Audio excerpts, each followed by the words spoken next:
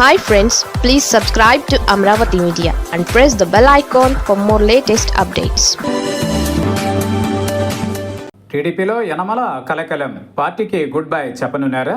Senior నేత యనమల రామకృష్ణుడు తెలుగుదేశం పార్టీలో కంఫర్ట్గా లేరని అర్థమవుతోంది. ఆయన అవసరమైతే పార్టీని వీడేందుకు కూడా సిద్ధమైనట్లే కనిపిస్తోంది. అందుకే యనమల నేరుగా పార్టీని, ప్రభుత్వాన్ని ఇబ్బందుల్లోకి నెడుతూ లేఖ రాశారని తెలుగుదేశం పార్టీ వర్గాలే అభిప్రాయపడుతున్నాయి.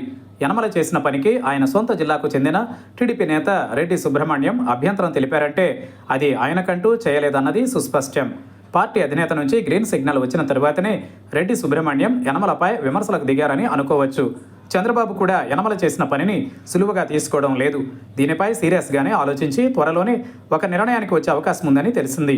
అలాగే యనమల కూడా అవసరమైతే పార్టీకి రాజీనామా చేసేందుకైనా సిద్ధమని సన్నిహితుల వద్ద వ్యాఖ్యానించినట్లు తెలుస్తోంది. యనమల రామకృష్ణుడు సీనియర్ నేత. చంద్రబాబుతో పాటు పార్టీ లోగొట్టు అంతా తెలిసిన నాయకుడిగా యనమలకు పేరుంది. పైగా బీసీ సామాజిక వర్గం కావడంతో పాటు ఎన్టీఆర్ను ముఖ్యమంత్రి పదవి నుంచి దించినప్పుడు కూడా చంద్రబాబుకు యనమల తన పూర్తి సహకారాన్ని అందించారు. అప్పటి నుంచి అంటే 1995 నుంచి మొన్నటి వరకు యనమల రామకృష్ణుడు ప్రభ పార్టీలో వెలిగిపోయింది. అధికారంలో ఉంటే మంత్రి, లేకుంటే ఏదో ఒక పదవి ఆయనను వరిస్తూనే ఉంటుంది. అలాంటి యనమల లేని చంద్రబాబు కేబినెట్ను చూడాల్సి వస్తోంది. బహుశా ఆయన ఊహించి ఉండరు.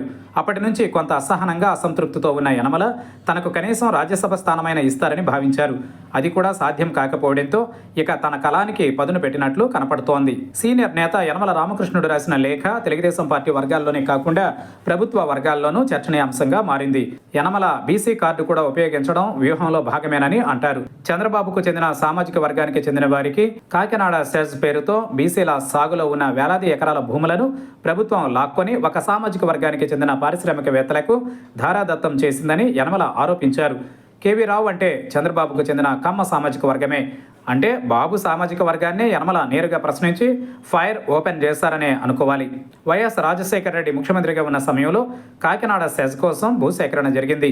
కాకినాడ పోర్టును కేవీ రావుకు చంద్రబాబు కట్టబెట్టారంటూ విజయసాయిరెడ్డి వ్యాఖ్యానించిన తరువాత యనమల లేఖ రాయడంతో ఏదో జరుగుతుందని అనిపిస్తోంది. యనమల రామకృష్ణుడి లేఖను అంత సులువుగా తీయలేం. పార్టీ నేతలే కాదు, చంద్రబాబు కూడా అంత సులువుగా తీసుకోరు.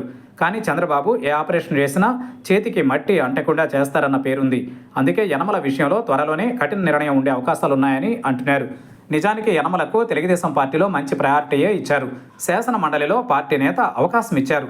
అదే సమయంలో మొన్నటి ఎన్నికలలో తుని అసెంబ్లీ నియోజకవర్గ టికెట్ను యనమల కుమార్తె దివ్యకు, ఏలూరు ఎంపీ టికెట్ను యనమల అల్లుడు పుట్ట మహేష్ కుమార్ యాదవ్కు ఇచ్చారు. యనమల వియంకుడు పుట్ట సుధాకర్ యాదవ్కు మైదుకూరు ఎమ్మెల్యే టికెట్ ఇచ్చారు. ముగ్గురు మొన్నటి ఎన్నికలలో విజయం సాధించారు.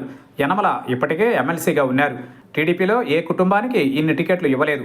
అయినా కూడా యనమల కుటుంబంలో ఎవరికీ మంత్రి పదవి దక్కకపోవడంతో ఆయన ఈ రకమైన వ్యాఖ్యలతో బీసీ కార్డును ఉపయోగిస్తూ ప్రభుత్వాన్ని, చంద్రబాబును ఇరుకన పెట్టే విధంగా లేఖ రాశారని టీడీపీ వర్గాలు చెబుతున్నాయి. ఈ నేపథ్యంలో రానున్న కాలంలో యనమల రామకృష్ణుడు మరింత ఇబ్బందులు కలగచేస్తారన్న ఆందోళన కూడా తెలుగుదేశం పార్టీలో ఉంది. అయితే దాని నుంచి బయటపడే మార్గాలను కూడా ఇప్పటి నుంచి పార్టీ నాయకత్వం చూస్తున్నట్లు తెలిసింది. మొత్తం మీద టీడీపీలో యనమల లేఖ కలకలం ఇప్పట్లో మాత్రం ఆగేటట్లు లేదు.